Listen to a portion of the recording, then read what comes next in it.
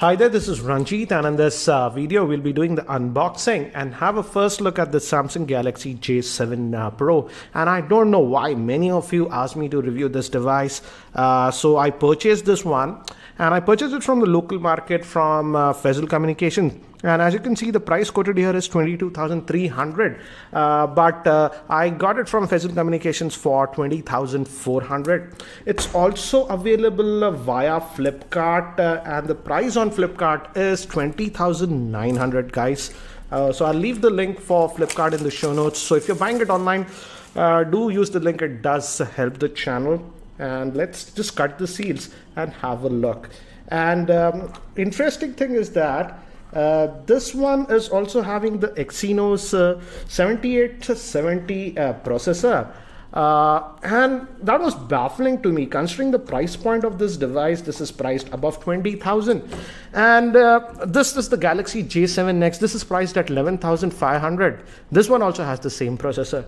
So I just don't get the logic of Samsung India and their pricing. Yes, there is one thing that is very different in this one, is that this one is the first, this is the most affordable device that has Samsung Pay. So this has full functionality of the Samsung Pay. But again, my question is, let me break the seal. Will you be paying this high premium for just that Samsung Pay? So let's open this up, and as you can see, we get the device itself. This is in gold color. There is also one more color that is in black. Good thing is that it comes with 64 GB of internal storage. I'll talk about the other specs later on. So quick start guide and other stuff. As you can see, it's also in Hindi. I'll keep these things to the side for now. And we also get the SIM ejector tool that is there. And we get two cables. This is micro USB. Sadly, it is still having the micro USB. It's not USB type C that you're getting. And this is the headset that we are getting. But again, it's very strange that Samsung is just including the older type headset. This is not the in-ear. Considering the price point, again, I feel they should have provided the in-ear headset. Let's look at the charger and its rating. Does it support fast charging? 5 volts at 1.5 amperes. Nothing about 9 volts and 12 volts. So it looks like a regular charger, not a fast charger. So let me keep these things to the side. That's what we get in the box. And before we continue, I want to thank Bank Bazaar for sponsoring this video. You know you can buy this phone online in the comfort of your home. Then why run around for your loans and credit cards? Download the Bank Bazaar app, fill in a few details and get e-approval in 30 minutes. No paperwork, no tension. So what will you choose? Tension Hazar ya Bank Bazaar? So here is the device itself. Let's have a closer look at the device itself. Let's just take this out, and I just accidentally switched it on, power it on. But by the time it actually boots up, let me give you a physical overview. On the top, we actually have nothing on this device. And this is the speaker actually. Here we have the speaker. This is the power on off button. Bottom we have the 3.5mm headphone jack, micro USB port, main microphone. And we actually have two slots, so you can actually add two SIM cards and even a micro SD card on this device. So that's actually a good thing. Volume rockers. Back it says that camera, it's a single camera, guys, not dual. Bottom is just the LED flash, and gives basic info. The body is actually made up of metal. So in terms of build quality, I would say the build quality on this device is actually good. And by the time I set this up, let me give you a configuration overview. The Galaxy J7 Pro is having a 5.5-inch 1080p Super AMOLED screen. It's powered by the Exynos 7870 processor, which is an octa-core processor. But again, this one was also used in the J7 2016, so it's not a new processor. It has the Mali T830 GPU. It also has support for Samsung Pay. It comes with 3 GB of RAM, 64 GB of internal storage. Moving to the camera, it has a 13 megapixel rear-facing camera, and even the front-facing camera is a 13 megapixel shooter. It also has fingerprint scanner, NFC, and the battery is a 3600 milliamp hour battery. So guys, I've just finished setting up this device, and as you can see, it's having that 5.5-inch Super AMOLED screen. And in terms of build quality, I would say the build quality is actually good on this device. And it comes with a familiar touch. This is new touch whiz that you get. So that's what we are getting on this one. And let's look at under the hood. And I'm assuming this should have an auto brightness sensor. We'll check that. Yeah, it has an auto brightness sensor, as you can see.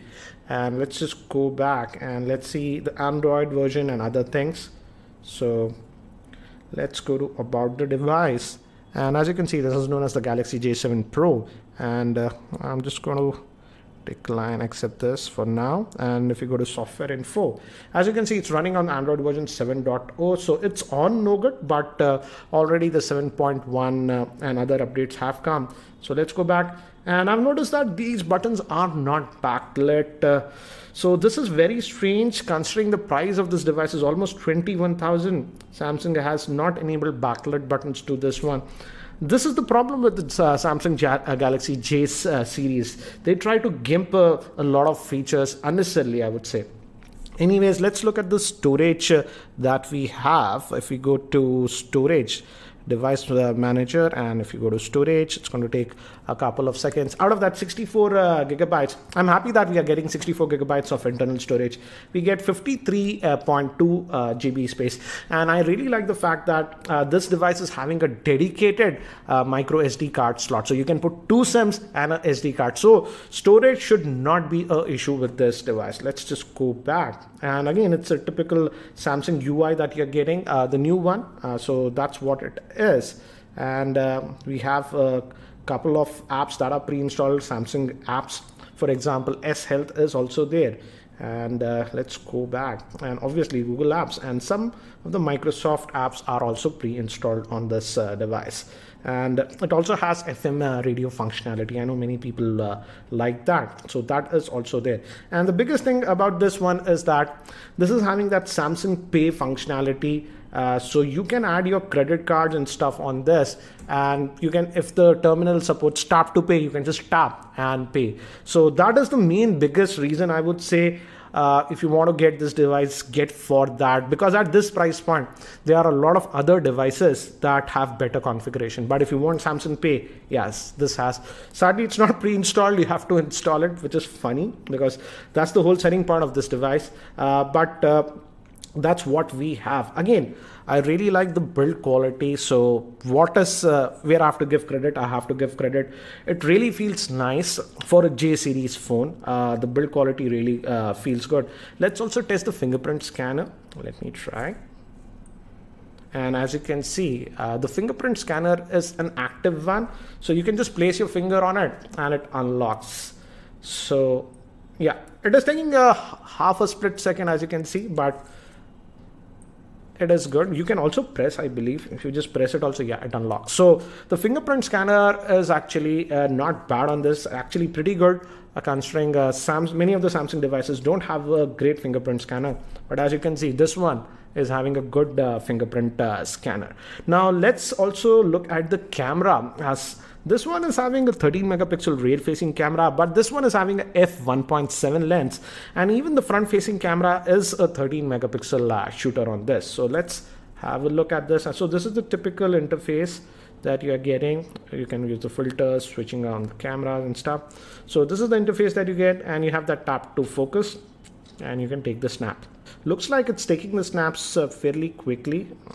And let me see if we can get that bokeh effect because of that f1.7 lens. Let me focus on this. Actually, let me show you that snap and some of the other snaps that I have taken around my office. So in terms of bokeh, yes, you can get some decent bokeh effect, that's depth of field, because of the f1.7 lens. And here are some of the other sample shots that I have taken around my office. Overall, the camera looks to be good, but again, you have to be careful in artificial lighting and low lighting conditions, because this one again does not have any optical image stabilization.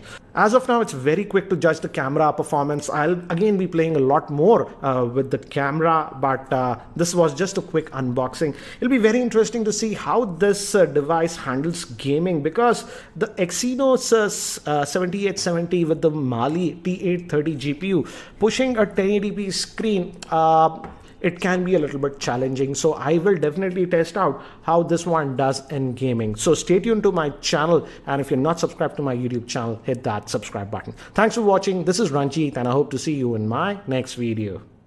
Hey guys, it's time to unbox the much awaited Samsung Galaxy J7 Pro. It's officially launched here and it's the 16GB model. So the box looks very similar to the J5 Pro box, which I already unboxed a couple of days ago. So you can watch that video on the channel. And I got this one in a black color, so can't wait to see that. Let's just quickly peel off the plastic. Okay, there we go.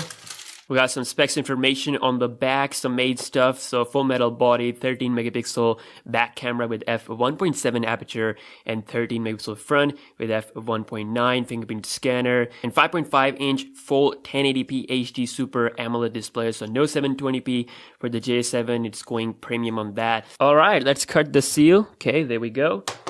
And bringing the phone out of this blue box. There we go, the Galaxy J7 Pro, and in my opinion, the black color looks really good.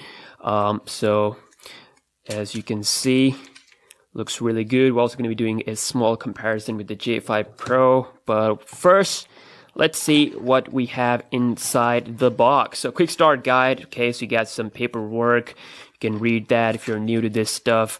We got normal headphones, USB cable. So this is not Type-C. This is just a normal cable, USB 2.0. And then finally we got the charger, and this sadly does not support fast charging. So I don't know why Samsung, they want to keep the A series like the most premium one out of all the series.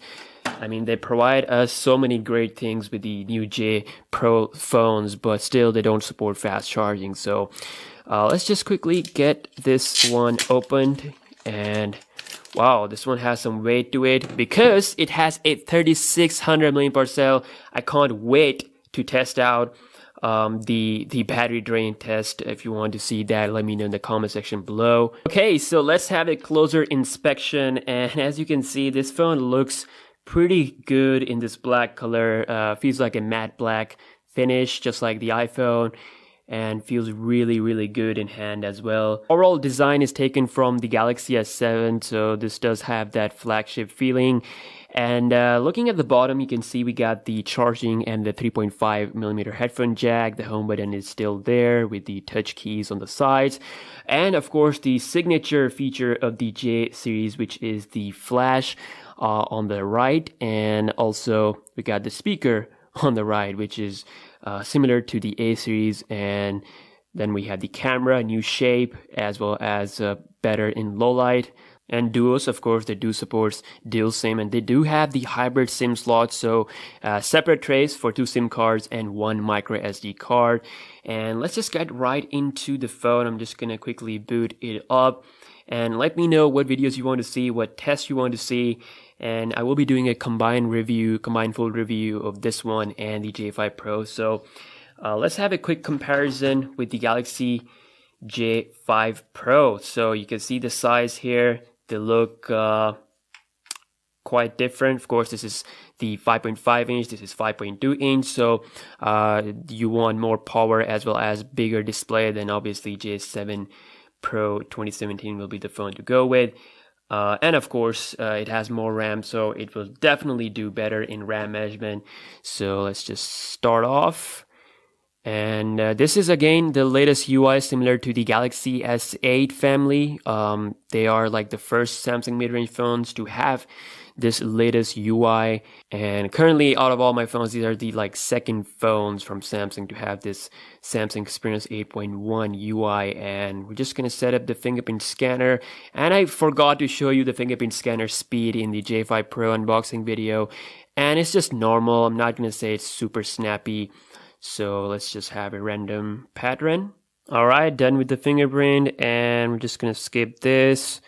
Useful feature, finish, later, and we are done inside the UI, and it looks super good. I have to say 1080p Super AMOLED display is pretty enough. Like, of course you can have Quad HD with the Galaxy S8 family and S7, but like 1080p, most people don't really have to worry. I mean, this looks so beautiful.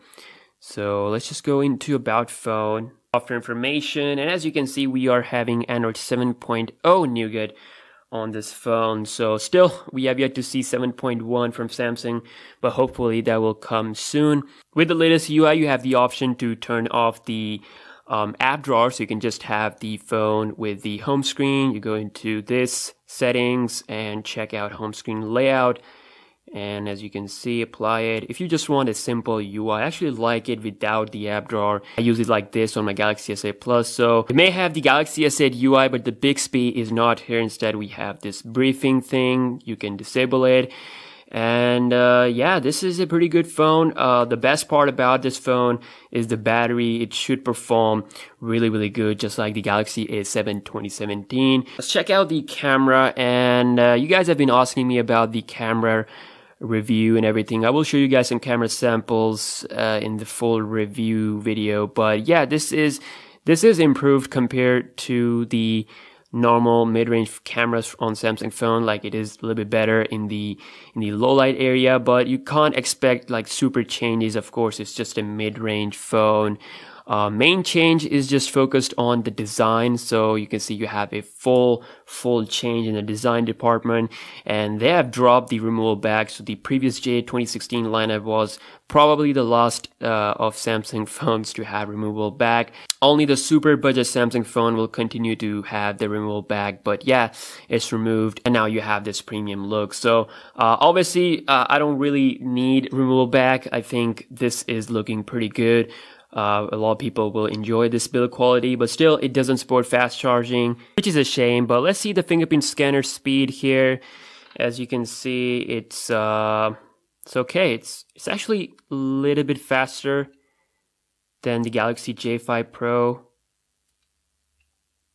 because I mean, it can unlock the phone without, you know, being waked up. So as you can see, it does work like that. But if you press it, it unlocks a bit faster. So here's a quick comparison again with the Galaxy J5 Pro side by side. There have been a couple of differences. Of course, you have bigger display on the J7. You also get bigger battery.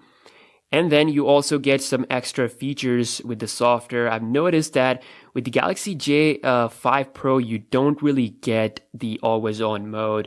A lot of people have been commenting on my videos about this. So as you can see, I've typed in and there's nothing popped up here. Always on mode is not here on my J5 Pro 2017, but on the J7 Pro, it is here. So as you can see, it's enabled, and look at that. It is working. So on this phone, there is no always on mode, which is again further downgrade to the J5 Pro. And also we do have more RAM, so I would love to test out its performance. And the only thing that bothers me about both of these phones is that they don't support fast charging. Again, that is a bad thing. But yeah, let me know your thoughts about the Galaxy J7 Pro, what videos you want to see. I have to say it looks really good with this black color, because the antenna lines are kind of blend in with the black look, so you don't really see them. It's not that noticeable compared to a normal blue color. So some people don't like these antenna lines. For that, you should go with the black color. It would be much better.